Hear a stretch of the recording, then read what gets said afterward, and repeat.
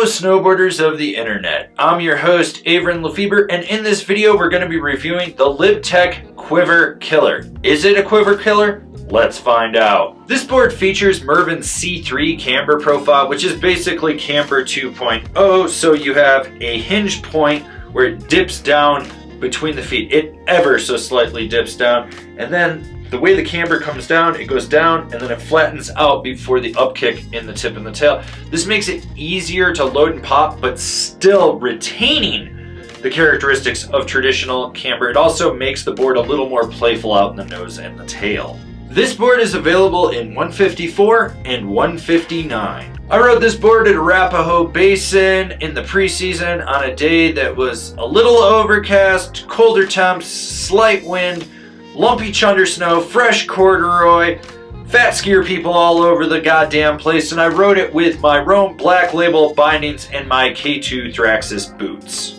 This board has a full directional freeride flex, so obviously softer nose, progressively stiffening up to the tail with a very little amount of torsional flex to it. Overall, the flex comes in at just past middle of the road. It's not like full-blown planky freeride flex, but it's not soft and playful freeride flex. It's just a little bit stiffer. You do have some optimal stability right underfoot, but you do get chatter out in the nose, and some of that will slightly resonate back underfoot.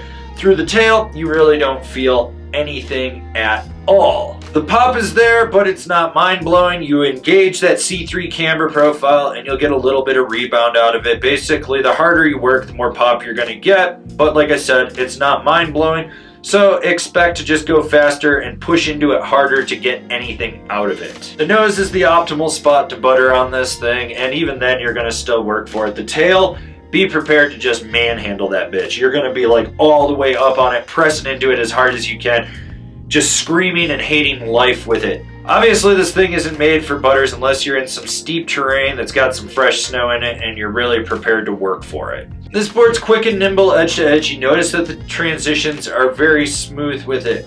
What you will notice though is that when you really want to carve with it, you want to give it some serious space, and you're going to pretty much drive it from right inside the front binding all the way back through the tail. That's where you're going to really steer with it, which makes it optimal for mellow medium carves to long hard drawn out ones. Tight quick turns, you're really working for it with this board, and it's not the best. Who's this board for? The old school freeride guy that wants a board that'll do it all and is a little bit wider. Overall, I felt this board was a little meh. It's like a more subdued version of the Jamie Lynn or a more lively version of the Dynamo. Each of those boards, way better than this thing. At the end of the day, it's a snowboard. It gets the job done. The only thing I really liked on it was the tail shape. I mean, that's realistically the only thing I liked on it. Otherwise, this board was just very lackluster for me. It wouldn't be something that I'd be like, oh, quiver killer, I'm gonna go grab it. I'd be more like, if I have to ride it, I guess I will. And that's kind of where I stand with this deck. Comparable boards. The Libtech Dynamo, better board.